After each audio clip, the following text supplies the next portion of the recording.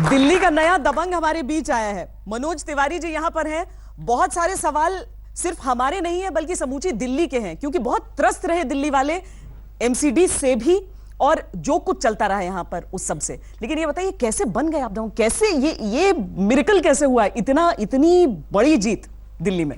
अब इतने शरीफ आदमी को दबंग बोला जा रहा है, मैं समझता हूँ ये प्यार वाला दबंग, प्यार वाला, ये सलमान खान वाला दबंग है। ये प्यार वाला दबंग है।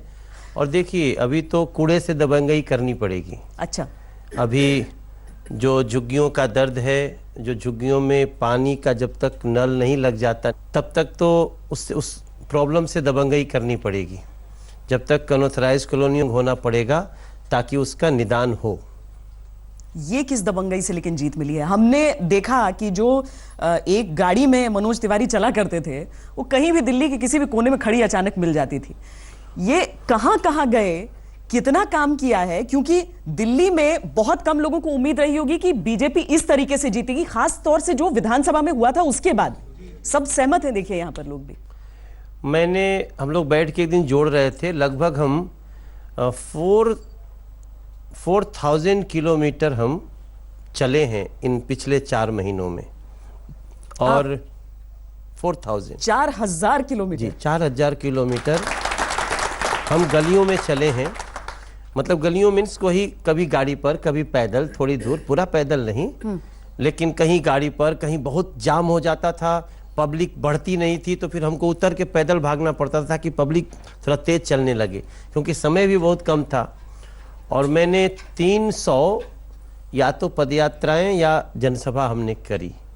तो इस दौरान जो हमारा भेंट हुआ, जैसे भैया ने अभी कुछ बात बोली कि मैंने कहा मेरा चप्पल टूट गया, मुझे पैदल भागना पड़ा, फोड़े पड़ गए, तो ये बोले हाँ आप मेरे वार्ड में थे। तो मैं समझता हूँ इस प्रकार से जब मेरा लोगों से बातचीत होता था तब मैं समझा हूँ कि दिल्ली असली क्या है। और दिल्ली को समझने के लिए दिल्ली के गलियों में जाना पड़ेगा, झुग्गियों में जाना पड़ेगा, अनऑथराइज्ड कॉलोनियों में जाना पड़ेगा, इवन पोस्ट कॉलोनियों की समस्याओं को समझना पड़ेगा, उनकी पार्किंग की प्रॉब्लम को समझनी पड़ेगी, वरना एयर कंडीशन में बैठ करके बात तो फिर दबंग नहीं बनाया जा सकता। लेकिन देखिए ना, दिल्ली के चेहरे दो हैं। एक वो दिल्ली जिसने आपको स्वीकार कर लिया, लेकिन दूसरी वो दिल्ली जो इस बात के लिए तरसती है कि आप जीत तो गए, आप आ नहीं रहे, आप वापस। वो 4000 किलोमीटर प्रचार में नापना और वो 4000 किलोमीटर जीत के बाद नापना, क्या उसके लिए तैयार है आपके पार्षद जो कि पहली बार पहुंचे हैं? मैं सबको एक ही बात बोलता हूं, ये चुनाव के लिए सिर्फ घूमना नहीं था, इसको दिल्ली का दर्द समाप्त करने के लिए, दर्द कम करने के लिए दौड़ना है, इसको जारी रखना। और मैं भी रुकने वाला नहीं हूं। मैं झुग्गियों में प्रवास मेरा चल रहा है। मैं अभी तक 9 झुग्गियों में, अनऑथराइज्ड कॉलोनी में, गांव में, खेड़ा कला गांव में, नजफगढ़ में, मुंडका में, बदरपुर में इधर रह चुका हूं। लेकिन अभी मुझे आप हर तीसरे चौथे दिन मुझे फिर से जनता के यहाँ, किसी के यहाँ पाएंगे, या किसी घर में बैठ के खाना खा रहा हूँ, लोगों के बीच बैठूंगा, क्योंकि मैं अपना नोट्स बना रहा हूँ कि मुझे दिल्ली की समस्याओं को जब तक हम गलियों से लेकर के सदन में नहीं बैठेंगे तब तक उसका निर्णय नहीं होगा। अभी सबसे बड़ी समस्या आपके हिसाब से दिल्ली की क्या है? अभी दिल्ली की सबसे बड़ी समस्या है कि यहाँ नकारात्मक राजनीति हो रही है, निगेटिव पॉलिटिक्स हो रही है। बस खाली दोष लगाओ, दोष लगाओ, दोष लगाओ। आपको लगता है कि इस बार बदल जाएगा? बदलेगा। अब जब आपका अभी तक दोनों साथ मिलकर काम नहीं कर पाए थे, अब कैसे काम करेंगे आप लोग? दिल्ली के मुख्यमंत्री को कहा कि दिल्ली के जनता को पिन चुभा के, उसको तकलीफ दे करके ये सोचो कि वो दूसरी पार्टी के खिलाफ हो जाएगा, ये राजनीति बंद करो। दिल्ली के जनता को खुशी दो, तुमको ताकत दिया है दिल्ली की जनता ने, तो हमको भी चुना है, आपको भी चुना है। जो मेरा काम है मैं करूं, जो आप काम है आप करें, मेरा जो काम आपसे मिलकर दोनों करें। कल शायद असर भी हुआ है थोड़ा सा अरविंद केजरीवाल। उन्होंने कहा है कि मैं मिलके काम करने को तैयार हूं। पहली बार, थैंक गॉड। लेकिन मिलने जा कब रहे हैं आप? मैं इंतजार कर रहा हूं। मैंने आज ट्वीट किया उनको, मैंने धन्यवाद किया। जनता को तकलीफ दे करके राजनीति करने से जनता रोज रुष्ट हो रही है, परेशान हो रही है। आप आइए, साथ आइए। हम इतनी जीत के, बड़ी जीत के बाद भी आपको बोलते हैं साथ आइए, तो मैं थैंक्स करता हूं कि उन्होंने तुरंत ट्वीट किया कि बीजेपी को बधाई हो जीत की और हम इसके साथ सहयोग करेंगे। तो ये ट्विटर की दोस्ती असली जिंदगी में कब होगी? अब जस्ट मैं वेट कर रहा हूं, मैं इस फोरम से भी उनको बोलता हूं कि अरविंद केजरीवाल जी, आपके ट्वीट के लिए धन्यवाद। मुझे जितना जल्दी समय दीजिए ताकि आने वाले समय में डेंगू, चिकनगुनिया और जो लार्वा से पैदा होने बीमारियां हैं उनके बचाव के लिए हम दोनों कार्य करें। और जो भी समस्या होगा, आपको जो शिकायत है एमसीडी से हमको बताइए, हमको जो रिक्वायरमेंट है वो आपसे बताएंगे। क्योंकि हम उम्मीद कर सकते हैं कि अभी तक क्या था कि कोई एक ऐसे चेहरे का प्रतिनिधित्व नहीं था। विजेंद्र गुप्ता जिसे वो लोग पूरे 67 उनके उस समय के विधायक जो शुरुआत में थे, अब धीरे धीरे घट रहे थे, नाराज उनसे रहते थे। क्या बात उनसे होती थी नहीं होती थी वो अलग बात है, लेकिन हम मनोज तिवारी में अगर दिल्ली की जनता ने वो चेहरा देखा है जो शायद एक संतुलन का रास्ता निकाल ले दोनों पार्टियों के बीच, क्योंकि अभी तो 3 साल ऐसे ही चलना होगा। देखिए, चुनाव में वोट मांगने के लिए जितनी बातें आप कह सकते हो कहो ना, जनता भी सुनती रहती है कौन क्या कह रहा है कितना। लेकिन कम से कम मुख्यमंत्री के पद पे बैठ के ना ईंट से ईंट सजाना होता है। अब मुख्यमंत्री के हम ईंट से ईंट बजाएंगे, अरे जिसको जीवन बांटना है वो कहे कि हमको वोट नहीं दिया तो हम डेंगू चिकनगुनिया छोड़ देंगे, हम बिजली पानी का दाम बढ़ा देंगे। ये सब जो इन सब बातों को मैंने कहा उनको कि भाई साहब, आप ऑलरेडी दिल्ली के किंग हो, you are chief minister of Delhi. 48,000 crore में मात्र 9,000 करोड़ रुपया आपको देना है एक छोटा सा डिपार्टमेंट जो दिल्ली सरकार का ही है। MCD is a department of Delhi government. और जब बातें करते हैं तो लगता है कि आधा एमसीडी देख रहे आधा वो देख रहे हैं, तो आधा बजट देंगे क्या उसको? हालांकि उन्होंने कहा था कि बीजेपी वाले ये बीमारियां ले आएंगे, बीजेपी वाले ऐसा टैक्स लगा देंगे और वो सब। ऐसे बात, बीजेपी वालों को जब पूरा देश प्यार कर रहा है तो कम से कम बीजेपी का न सम्मान करो तो जनता के जनादेश का तो सम्मान करो। 50% आम आदमी पार्टी में अब मानने लगे हैं कि ईवीएम की गलती नहीं थी, गलती उनकी अपनी पार्टी की थी। नहीं, वो मैंने कहा था कि दोष कहीं और है, वो ठीक हो रहा है। नरेंद्र मोदी जी ने बात की कि नहीं आपसे? हाँ, मुझे फोन किया सर ने। अच्छा, मुझे फोन किया, मैं फोन का इंतजार भी कर रहा था। देखिए, वो बहुत सुंदर इंसान है, वो इतने सुंदर इंसान है। अचानक फोन आया कि प्रधानमंत्री जी बात करेंगे। मैं कहा बस। क्योंकि जब कोई कार्यकर्ता मेहनत करता है, कोई भी आप किसी डिपार्टमेंट में काम कर रहे हो, आपका उस डिपार्टमेंट का हेड अगर आपको कहता है कुछ बात के लिए, उन्होंने जो मुझे शब्द कहे ठीक 3 मिनट बाद वही उन्होंने ट्वीट किया। उन्होंने कहा, और मनोज बधाई हो, बहुत बड़ी जीत। हमने कहा भाई साहब, आपका नाम चल रहा है, आपका काम चल रहा है। तो उन्होंने बोला कि नहीं, तुम लोगों की कड़ी मेहनत का मैं उसके लिए बधाई देता हूं। और थोड़ी देर के बाद उनका सेम आया कि Delhi BJP team BJP Delhi को कड़ी मेहनत के लिए बहुत सारी बधाइयां।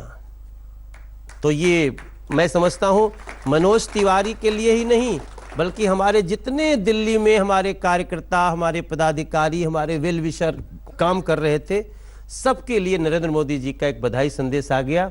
और नरेंद्र मोदी जी इतने सच्चे व्यक्ति है, इतने नेक इंसान हैं, दूसरों के दर्द में रो देते हैं। हमने उनको रोते हुए भी देखा है, छोटी छोटी बातों पे जो दिल को लगती है वो सोच के हम लोग इमोशनल हो जाते हैं। जो अगर कहीं घटना घट गई, हमारे सिपाही सैनिक अगर मार दिए गए, तो मैंने अपने प्रधानमंत्री को उस दुखों को महसूस करते हुए देखा। और कहीं छोटी हंसी फुसी की बात होती है तो वो बहुत दिल से हंसते भी हैं, मुस्कुराते हैं, ठहाका लगा के हंसते हैं। लेकिन आज जब ये जीत आप देखते हैं, उसमें आपकी मेहनत है, आपकी जो टीम बीजेपी, जो प्रधानमंत्री ने कहा, सचमुच में सच्ची मुझे बताइए कि प्रधानमंत्री मोदी का नाम कितना है इसमें? देखिए, नरेंद्र मोदी जी उस पॉलिसी का नाम है जिस पे भारतीय जनता पार्टी आज आगे चल रही है। मैं बार बार बोलता हूं, नरेंद्र मोदी फेस की बात मैं नहीं करना चाहता हूं। आप नरेंद्र मोदी जी के चेहरे पे बिल्कुल मत जाइए, लेकिन अगर हम भ्रष्टाचार के खिलाफ जीरो टॉलरेंस रखते हैं, अगर हमने कहा डिमोनेटाइजेशन होगा तो भारतीय जनता पार्टी के लिए अलग नियम नहीं है। तुम्हारे घर में भी अगर पैसा पड़ा हुआ है तो वही सिस्टम है जो सबके लिए है। अगर हम नॉन परफॉर्मेंस पे जीरो टॉलरेंस रखते हैं तो वो सबके लिए है।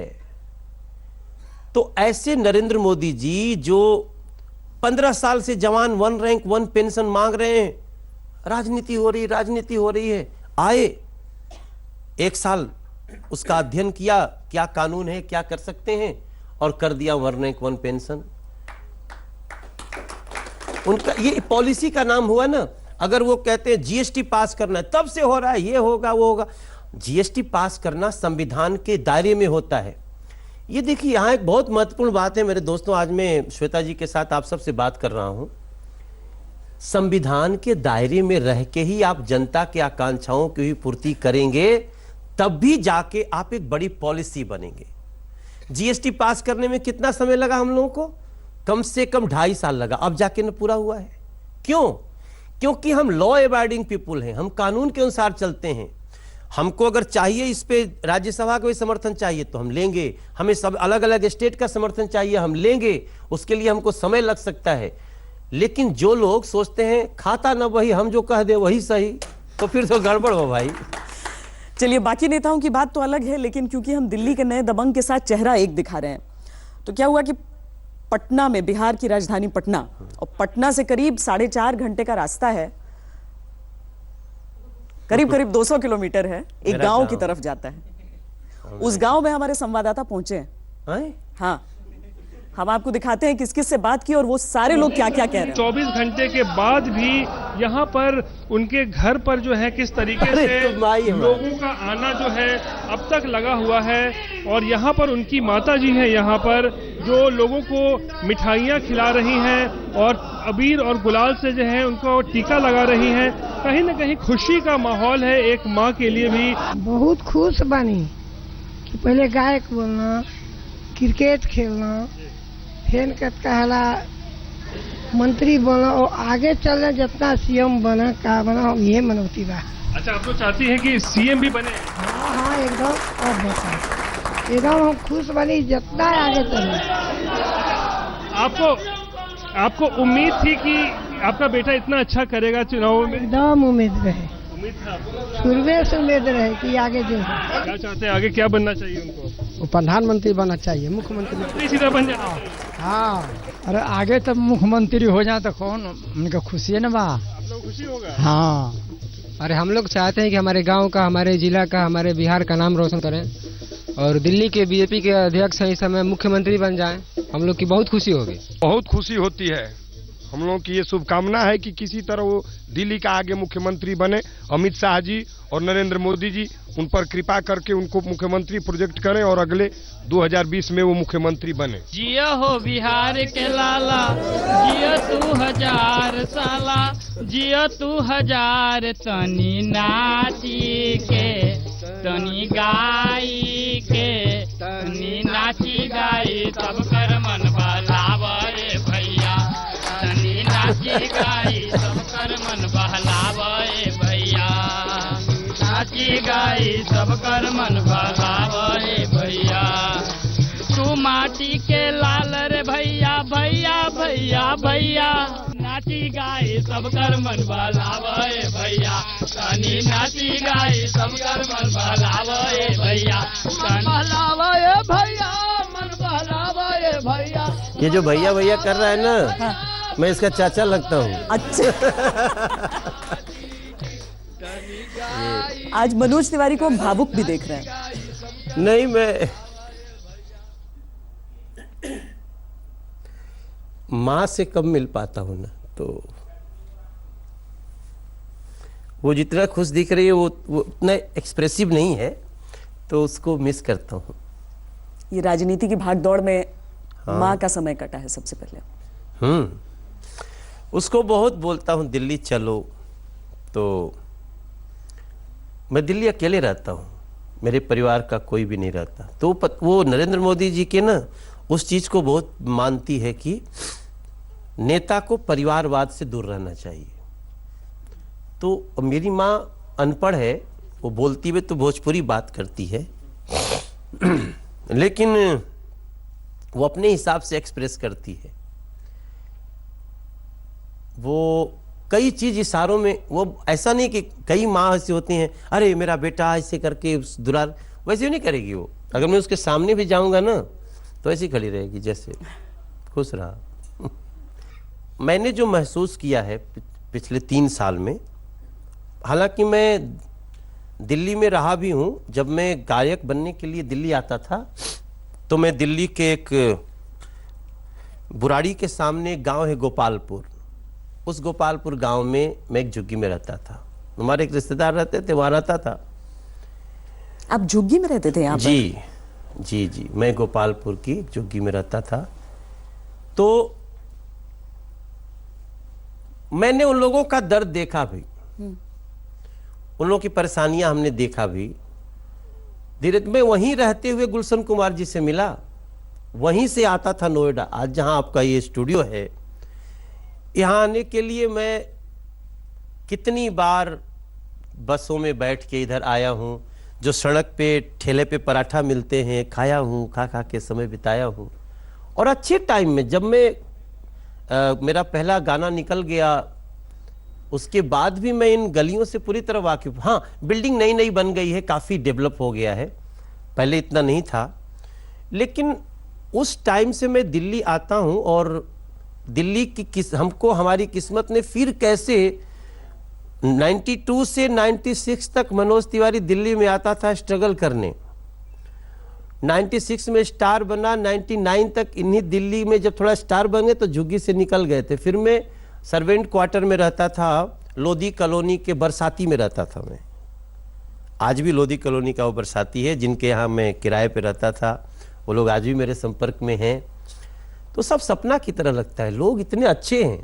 मेरा ये मूल मंत्र है कि दिल्ली के लोग बहुत भोले हैं, दिल्ली के लोग बहुत अच्छे हैं, दिल्ली के लोगों के साथ छल नहीं होना चाहिए। ये मेरा मंत्र है और मैं इसी के साथ आगे बढ़ने वाला हूं। इतनी व्यस्तता के बीच अब वो कलाकार कहाँ है मनोज तिवारी का? गाना आप अकेले में भी घर में गा पाते हैं या नहीं? मेरी गुरु है मेरी माँ। अच्छा, हाँ, वो मुझे बहुत गाना गाती हैं। अरे आपने गवाया नहीं, पता नहीं रहा होगा ना रिपोर्टर को। नहीं, वो गाती है मेरी माँ। जब मुझे कोई गीत गाना हो, खासतौर से जो ट्रेडिशनल गीत होते हैं, छठ के गीत, हाँ। मैंने जितने छठ के गीत गाए हैं मेरी माँ ने सिखाए हैं। अच्छा। हाँ, मेरा एक गीत बहुत ही फेमस है, हर सात ही घोड़ा केरा रथवार सममा के डोरिया नूरे किताही पर आदित बाबा यही है असवार अरघिया के बेरिया नूरे। मेरी माँ ने सिखाया है। वो चप्पल नहीं पहनती है अभी भी। मेरी माँ उसका पता नहीं कौन स्कूल में पढ़ के आई है। वो कहती है मैं चप्पल नहीं पहनती हूँ इसलिए मेरे बच्चे जूता पहनते। अब उसको क्या करें, उसका थॉट है।